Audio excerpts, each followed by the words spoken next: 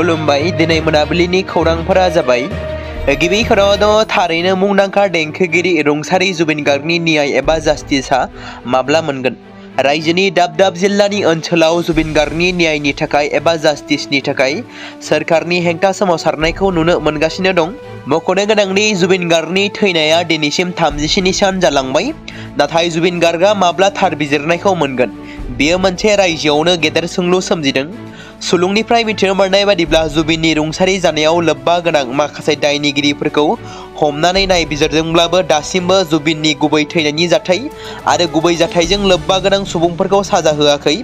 बेराफारसेथिं जुबिना माबोरै थैदोंमोन बेनि गुबै जाहोनखौबो फोसावाखै, जेराव जुबिननि पस्टमर्टम रिपर्टखौबो रोखायै फोरमायनानै होआखै, जायखौ लानानै आसामाव गोबां दुंहाव थासारि जादों। श्याम कानु, सिद्धार्थ आरो माखासे सुबुंफोरखौ रायजोफोरा गोबां जायगायाव बैसोरनि थाखायनो जोंनि बयनिबो आंगो जुबिन गार्गआ रुंसारि जालांबाय होनना होस्रिखावदों, रेलि हाबाफारि लादों, जास्टिस फर जुबिन गार्ग बायदि स्लगानजों गासै आसामावनो सोमावग्लुंदों। बेबादिनो जुबिननि न्याय मोननांगौनि थाखाय ससियेल मिडियानि गेजेरजों डिजिटेल सोमावसारनाया 3.4 मिलियन जाहैबाय। थामहिनबा 34 लाखनिबो गोबां जाबाय डिजिटेल सोमावसारनाया रुंसारि जुबिन गार्गनि थार बिजिरनाय नागिरनानै। थारैनो जुबिना माब्ला न्यायखौ मोनमारगोन?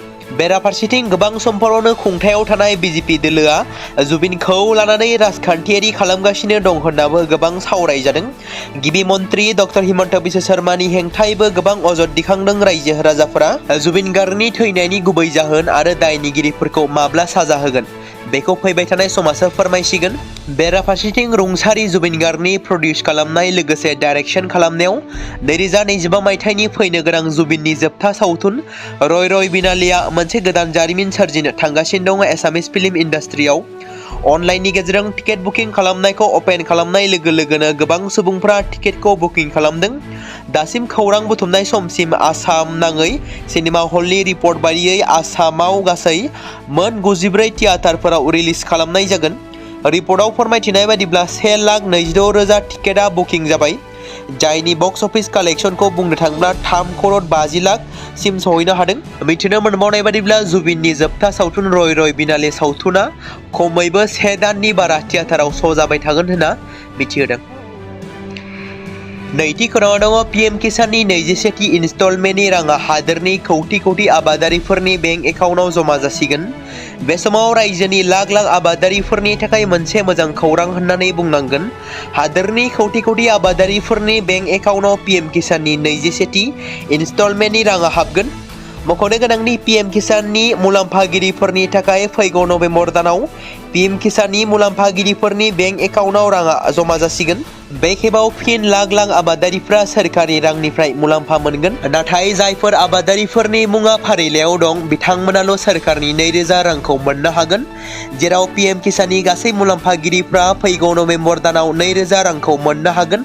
नाथाय मोनसे गोरोन्थिनि थाखाय सोरखारनि 2,000 रांखौ मोननायनि गोजानाव थानांनो हागौ, जेराव जाय मुलाम्फागिरिफ्रा EKYC खौ आपडेट खालामनानै लाया बिथांमोना पीएम किसाननि रां मोननायनिफ्राय गोजानाव थानांगोन। बेनिखायनो साफ्रोम मुलाम्फागिरियानो थाबैनो EKYC खौ अनलाइननि गेजेरजों खालामनानै लाथारनांगोन।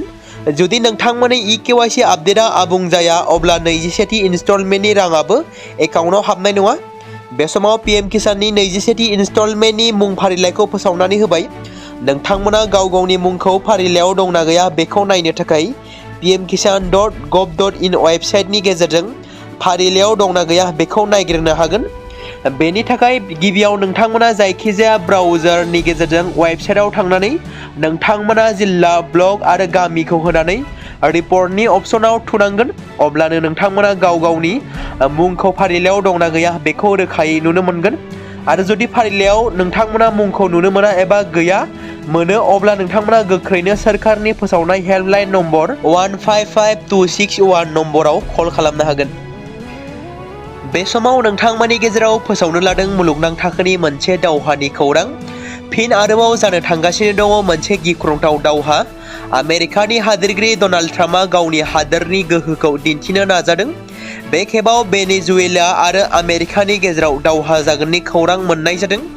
आमेरिकानि दावहानि जाहाजफोरा लैथोजों वेनेजुएला फारसे थांगासिनो दं। मख'नो गोनां बाथ्रा दि फिन आरोबाव बुहुमाव गिदिर दावहा जानो थांगासिनो दं। रासिया, इउक्रेन, इजराइल, इरान आरो भारत आरो पाकिस्ताननि उनाव वेनेजुएला आरो आमेरिकानि गेजेराव गिदिर दावहा जानो थांगासिनो दं होनना रिपर्टनिफ्राय मिथिनो मोन्दों। आमेरिकाया वेनेजुएलानि सायाव गाग्लोबनो थाखाय साखाफारा जाबाय होनना मिथिहोदों।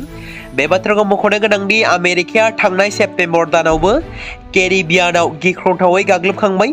केरिबियानाव ड्राग्स दैथायग्रा माखासे जाहाजफोरखौ आमेरिकानि रौनियाफोरा गाग्लोबदोंमोन, जेराव सा 40निबो बांसिन केरिबियाननिफ्रा जिउ गोमादोंमोन होनना मिथिहोदों आरो फिन वेनेजुएलायावबो गाग्लोबनो थाखाय आमेरिकाया थियारि होनना मिथिमोनदों। 23 अक्ट'बर खालि क'क्राझार आरो सालाकाटि स्टेशननि गेजेराव रेल लाइनआव जानाय आइइडि बमा बेफ्रुनायखौ लानानै दुलाराय बर' आइजो अनसाय गौथुम थामहिनबा आबोबा गोख्रों रावजों सोंखारिदों।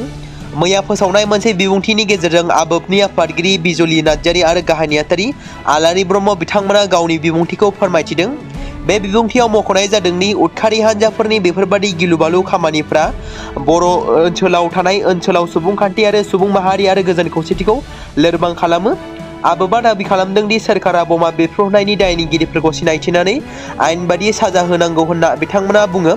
बिथांमोना रेल बिबानगिरिफोर आरो रैखाथि बिफानफोरखौ रेल दावबायारिफोरनि रैखाथिखौ थि खालामनो थाखायबो उफ्रा रैखाथि होनो थाखाय खावलायदों। आबोबा बयखौबो सांग्रां जानो थाखाय खावलायदों जाहाथे बेफोरबादि मुगैथाव खामानिखौ फिन जाफिननायनिफ्राय होबथानो हायो।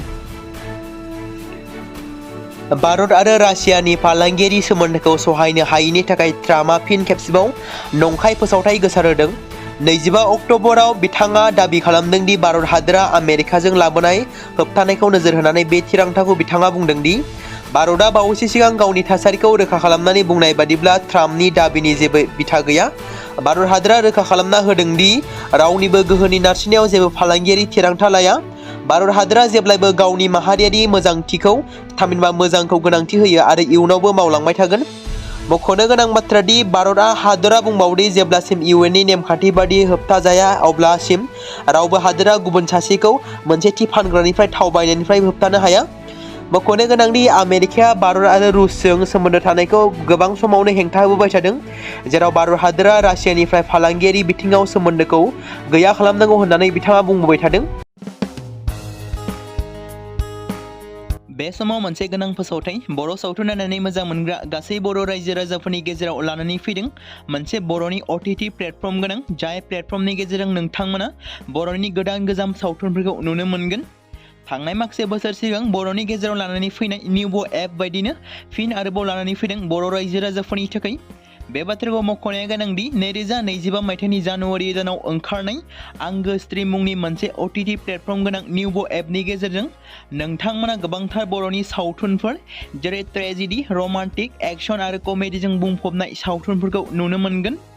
जेरै सनानि नखर, थांखि गैयै समाज, अनसुला आफा, हिर', बिमा बायदि बाजै, अर, थैसाम, वान्टेड, संदान आरो रं नाम्बार बायदि सावथुनफोरा मख'जाथाव।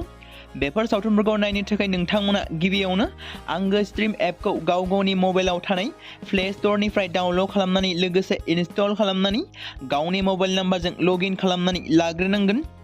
बेनि उनाव नोंथांमोना गोबांथार नुनो मोनै सावथुनफोरखौ गुगोल पे, फन पे आरो पेटिएमजों रं नाम्बार सावथुनखौ नायनो थाखाय 60 रां आरो संदान सावथुनखौ नायनो थाखाय 80 रां, वान्टेड सावथुनखौ नायनो थाखाय 60 रां, थैसाम सावथुनखौ नायनो थाखाय 60 रां बेबायदिनो गोबांथार नुनो मोनै सावथुनफोरखौ नायनो थाखाय सुबिदा खालामनानै होदों आंगो स्ट्रिम प्लेटफर्मआ। फिन नोंथांमोननि गेजेराव फोरमायबावनो लादों बर' सावथुन नायनानै मोजां मोनग्रा गासै बर' रायजो राजाफोरनि गेजेराव लानानै फैदों मोनसे बर'नि OTT प्लेटफर्म गोनां, जाय प्लेटफर्मनि गेजेरजों नोंथांमोना बर'नि नुनो मोनै सावथुनफोर जेराव गोदान गोजाम सावथुनफोरखौ नुनो मोनगोन।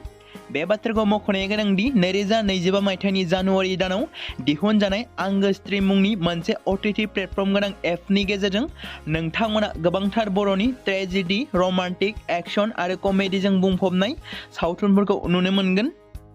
जेरै रं नाम्बार, संदान, वान्टेड, थैसाम, अर, बिमा बायदि बाजै, हिर', अनसुला आफा, थांखि गैयै समाज, सनानि नखर बायदि बायदि सावथुनफ्रा मख'जाथाव।